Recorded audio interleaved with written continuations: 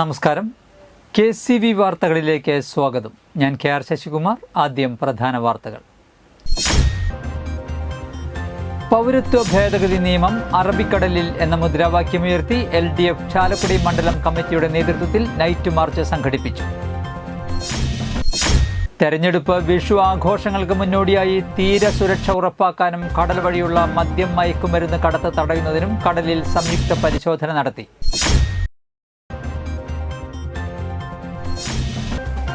Melur പുഷ്പഗിരിയിൽ സാമൂഹ്യവിരുദ്ധരുടെ വിളയാട്ടം.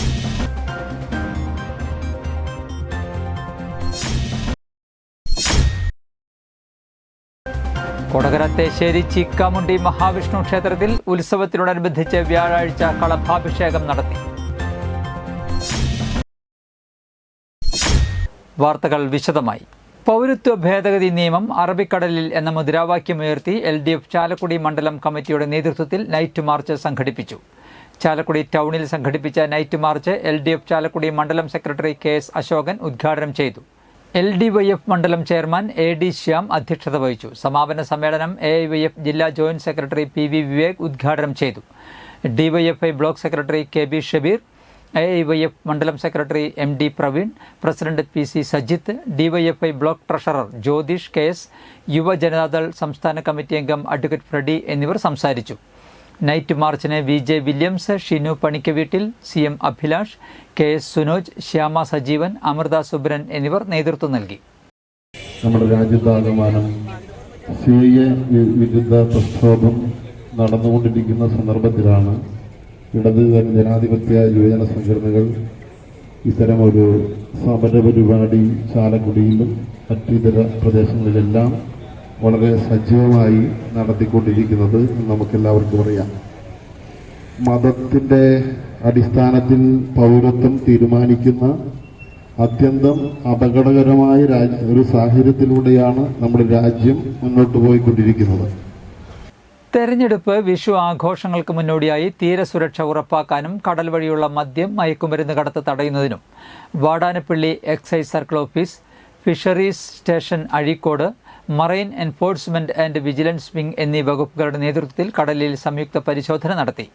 Azhikode fisheries assistant director MF പോളിന്റെ നേതൃത്വത്തിൽ രൂപീകരിച്ച പ്രത്യേക സംഘമാണ് ജില്ലയിലെ തീരദേശം കേന്ദ്രീകരിച്ച് വ്യാജമദ്യം, സ്പിരിറ്റ്, കഞ്ചാവ് എത്തുന്നതിനും വിപണനം നടത്തുന്നതിനും സാധ്യതയുണ്ടെന്ന സൂചനയെ തുടർന്ന് പരിശോധനയും പട്രോളിംഗും നടത്തിയത്. കരയിൽ നിന്ന് 12 നോട്ടിക്കൽ മൈൽ ദൂരത്തിൽ എല്ലാ മത്സ്യബന്ധന യാനങ്ങളും പരിശോധിച്ചു. അഴീക്കോട് മുതൽ കപ്രിക്കാട് വരെയുള്ള സ്ഥലങ്ങളിൽ നിന്ന് കടലിൽ പോയ മത്സ്യബന്ധന ബോട്ടുകളാണ് പ്രധാനമായും പരിശോധനയ്ക്ക് വിധേയമാക്കിയത്. ഗോവ, മംഗലാപുരം തുടങ്ങിയ സ്ഥലങ്ങളിൽ നിന്ന് കടൽ മാർഗം മദ്യവും സ്പിരിറ്റും എത്താറുണ്ട്. ഇങ്ങനെ എത്തുന്ന മദ്യം നേരത്തെ അധികൃതർ പിടികൂടിയിട്ടുമുണ്ട്.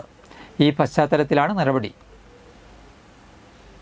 Vadanappally excise circle inspector Benny George, preventive officer C Palgunan, excise ഗാർഡുമാരായ Sasidharan, Gireesh, marine enforcement and vigilance wing വിഭാഗം officer PN Prasanth Kumar, sea rescue ഗാർഡുമാരായ പ്രമോദ്, അജിത്ത്, സ്രാങ്ക്, റസാഖ്, മുഹമ്മദ് എന്നിവർ നേതൃത്വം നൽകി. സംസ്ഥാന എക്സൈസ് കമ്മീഷണറുടെ പ്രത്യേക നിർദ്ദേശപ്രകാരമാണ് കടലിൽ ഫിഷറീസ് വകുപ്പിന്റെ സീ റെസ്ക്യൂ ബോട്ടിൽ പരിശോധന നടത്തിയത്. ഏപ്രിൽ 6 മുതൽ തുടങ്ങിയ സ്പെഷ്യൽ എൻഫോഴ്സ്മെന്റ് ഡ്രൈവ് 29 വരെ തുടരും. സംശയകരമായ യാനങ്ങളോ ആളുകളോ കടലിൽ കണ്ടാൽ ഉടൻ ഫിഷറീസ് സ്റ്റേഷനിൽ അറിയിക്കുന്നതിന് മത്സ്യത്തൊഴിലാളികൾക്ക് നിർദ്ദേശവും നൽകിയിട്ടുണ്ട്. കൊടകര തേശ്ശേരി ചീക്കാമുണ്ടി മഹാവിഷ്ണു ക്ഷേത്രത്തിൽ ഉത്സവത്തിനോടനുബന്ധിച്ച് വ്യാഴാഴ്ച കളഭാഭിഷേകം നടത്തി. വൈകിട്ട് 7-ന് ദേവിക്ക് കളമ്പാട്ട്, ദേശഗുരുതി എന്നിവയുണ്ടായി.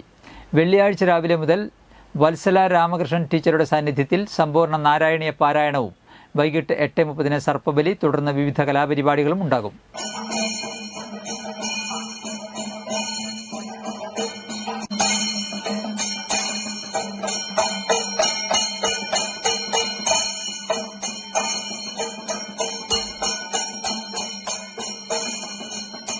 കൊരട്ടി മധുര കോട്ട്സ് കമ്പനി വളപ്പിൽ വീണ്ടും തീപിടിച്ചു.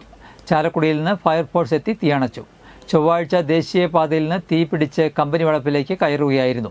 ബുധനാഴ്ച കമ്പനി വളപ്പിലെ അടിക്കാടിനാണ് തീപിടിച്ചത്. കമ്പനിയിലെ സെക്യൂരിറ്റിക്കാരൻ കണ്ടതിനെ തുടർന്ന് ഉടൻ തന്നെ ഫയർഫോഴ്സിനെ വിവരം അറിയിക്കുകയായിരുന്നു.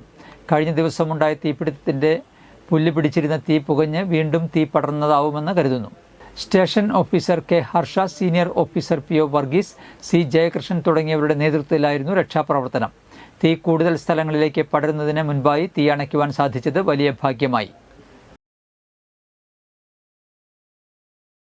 മേലൂർ പുഷ്പഗിരിയിൽ സാമൂഹ്യ വിരുദ്ധരുടെ വിളയാട്ടം.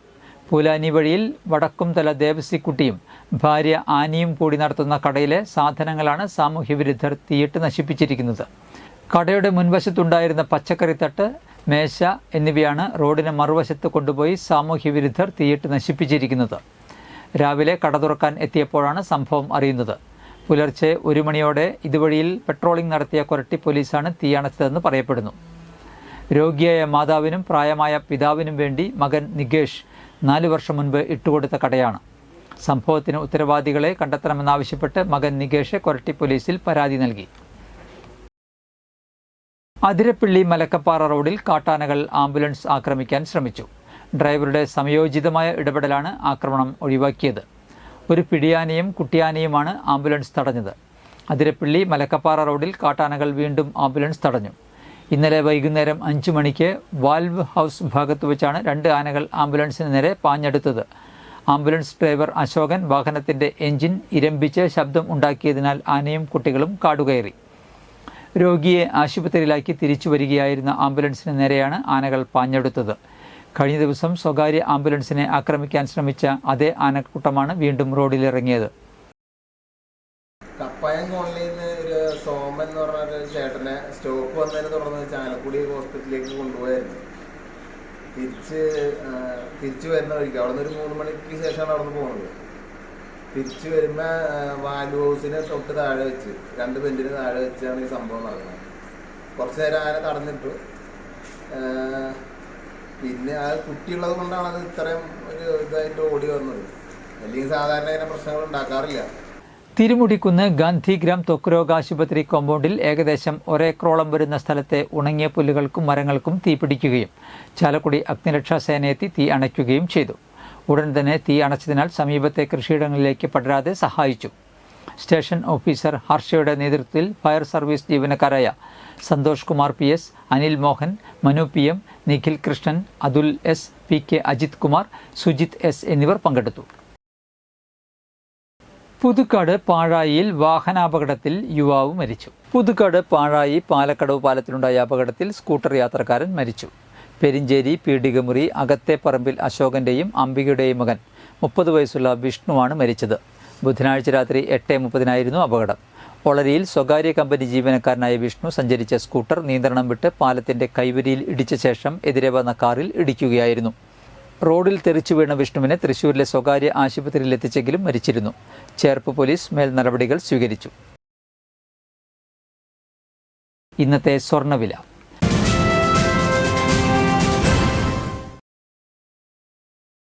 സ്വർണം ഗ്രാമിന് 6620 രൂപ, പവന് 52,960 രൂപ.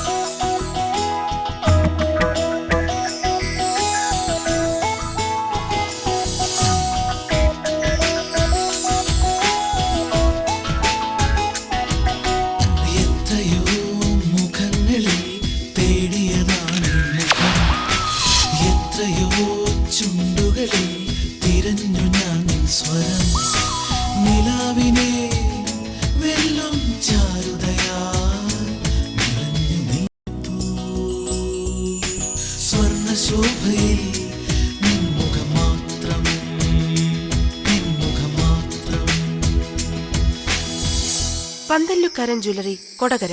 പ്രധാന വാർത്തകൾ ഒരിക്കൽ കൂടി. പൗരത്വ ഭേദഗതി നിയമം അറബിക്കടലിൽ എന്ന മുദ്രാവാക്യമുയർത്തി LDF ചാലക്കുടി മണ്ഡലം കമ്മിറ്റിയുടെ നേതൃത്വത്തിൽ നൈറ്റ് മാർച്ച് സംഘടിപ്പിച്ചു.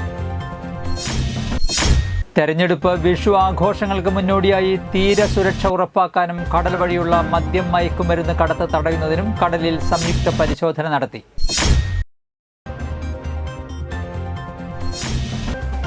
മേലൂർ പുഷ്പഗിരിയിൽ സാമൂഹ്യ വിരുദ്ധരുടെ വിളയാട്ടം.